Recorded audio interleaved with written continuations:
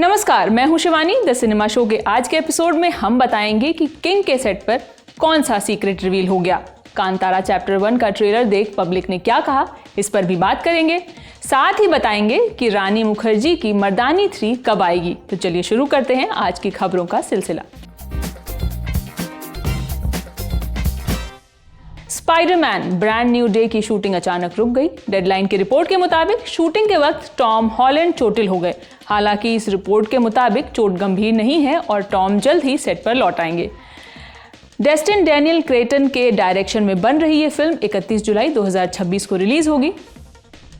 रविवार शाम स्पेन के सैन सेबेस्टियन फिल्म फेस्टिवल में हॉलीवुड एक्टर एंजेलिना जोली की फिल्म कॉटोर का प्रीमियर हुआ।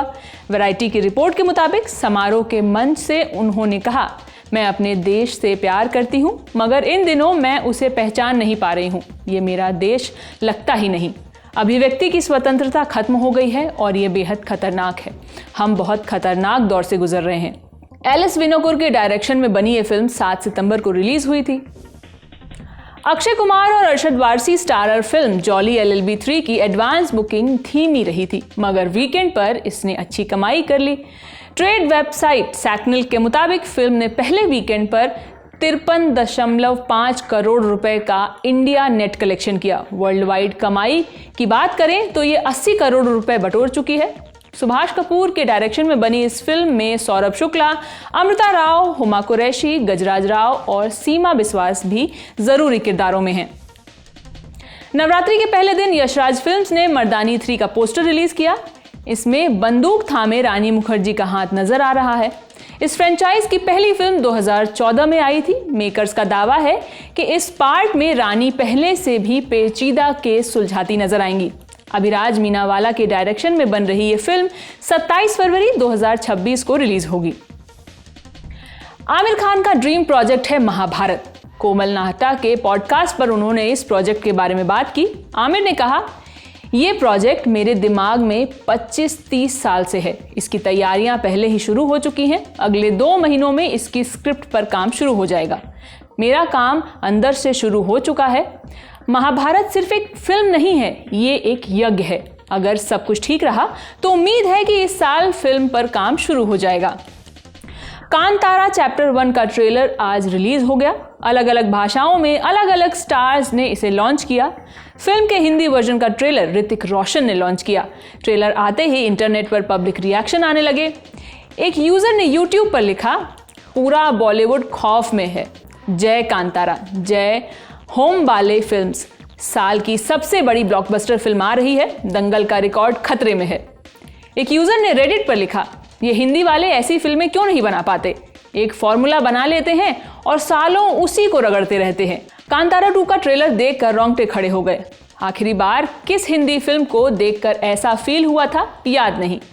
बाहुबली वाला इतिहास बनाएगी ये फिल्म। सैल्यूट है ऋषभ शेट्टी को। रेडिट पर एक अन्य यूजर ने लिखा, अब तक दंगल और बाहुबली की कमाई याद की जाती थी। 2 अक्टूबर के बाद कांतारा चैप्टर 1 की मिसालें दी जाएंगी। ये फिल्म सबके पर खच्चे उड़ा देगी। दीपिका पादुकोण कल्कि 2 से अलग हो चुकी हैं। उनकी बढ़ी हुई फीस और भारी भरकम ऑन्टोराज की डिमांड इसकी वजह बताई जा रही है। मगर विन डीजल की लेटेस्ट पोस्ट ने एक बिल्कुल नई चर्चा को हवा दे दी है। इंस्टाग्राम पर विन डीजल ने अपनी फिल्म XXX4 को टीज किया। यह भी बताया कि इसकी शूटिंग मुंबई में होगी। साल 2017 में आई XXX return of Xander Cage में दीपिका भी थी। ये उनका हॉलीवुड डेब्यू था। न्यूज पोर्टल मेंस एक्सपी की रिपोर्ट के अनुसार XXX4 में भी दीपिका को कास्ट किया गया है। इसलिए उन्होंने कल्कि 2 के मेकर्स के सामने ऐसी शर्तें रखी कि मेकर्स ने खुद उनसे किनारा कर ली। शाहरुख खान की किंग के सेट से एक बार फिर तस्वीरें लीक हो गई हैं। फिलहाल पोलैंड के मशहूर फिश पोर्ट ऑफ डांस्क पर एक्शन सीन फिल्माए जा रहे हैं। यहीं से तस्वीरें लीक हुई। इनमें शाहरुख सीने पर टैटू, सफेद दाढ़ी और हैट लगाए नजर आ रहे हैं। फिल्म में वो ड्रग माफिया के अनुभवी सरगना का रोल कर रहे हैं। टैंक टॉप और कार्गो में सुहाना भी नजर आई। अभिषेक बच्चन का लुक भी सामने आया है। इनमें वो पहले से फिट नजर आ रहे हैं। अभिषेक किंग के मेन विलन हैं। तस्वीरों में एक फीमेल एक्टर भी दिख रही हैं और कयास लगाया जा रहा है कि वो दीपिका ही हैं। इमरान हाशमी और यामी गौतम स्टारर फिल्म हक का पहला पोस्टर आया है। इसमें यामी कोर्ट की तरफ जाती नजर आ रही हैं। पोस्टर पर लिखा है, कौन दिलाएगा हक, कौम या कानून। बॉलीवुड हंगामा की खबर के मुताबिक ये फिल्म 1985 के शाह बानो वर्सेस अहमद खान के केस पर आधारित है। इमरान हाशमी इसमें शातिर वकील के रोल में नजर आएंगे। इसे सुपूर्ण एस वर्मा डायरेक्ट कर रहे हैं। अलग अलग फिल्म फेस्टिवल में सराही जाने के बाद बैड गर्ल अब सिनेमाघरों में भी रिलीज होने जा रही है। हालांकि तमिलनाडु में ये रिलीज हो गई थी, मगर 26 सितंबर को ये हिंदी में रिलीज की जा रही है। अनुराग कश्यप इसके प्रेजेंटर हैं।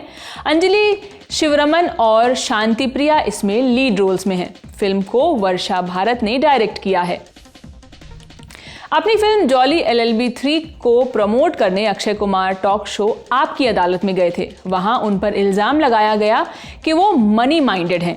इस आरोप के बारे में अक्षय ने कहा, अगर पैसा कमाया है तो लूट कर नहीं कमाया, काम करके कमाया है। पैसा कमाता हूँ, टैक्स देता हूँ और उन पैसों से काफ़ी सेवा करता हूँ। बाकी चाहे कुछ भी कहते रहिए, मुझे परवाह नहीं। अगर आपको फीते काटने से पैसा मिलता है तो क्या दिक्कत है? जब तक आप चोरी नहीं कर रहे, किसी को लूट नहीं रहे, मेहनत कर रहे हैं, तब तक परेशानी नहीं है।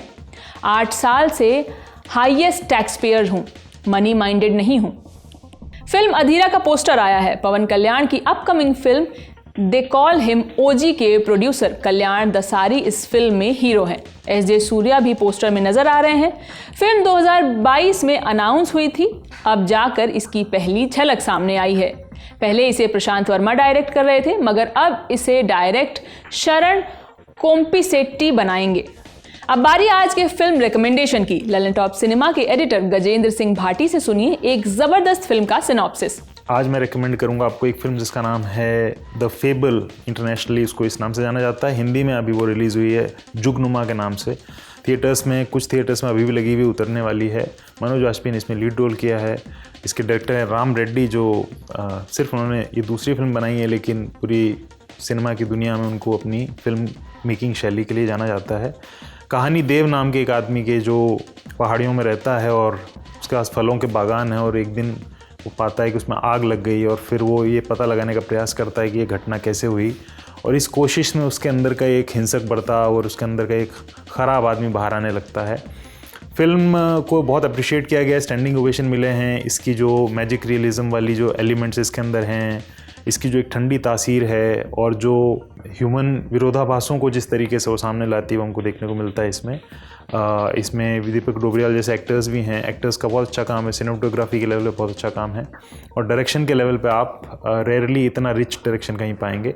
इसको आप सिनेमाघरों में देख सकते हैं। इसका नाम है जुगनुमा द फेबल। आज का शो लिखा था मेरी साथी अंकिता ने। सिनेमा से जुड़ी हर खबरों के लिए देखते रहिए ललन टॉप सिनेमा। बहुत बहुत शुक्रिया।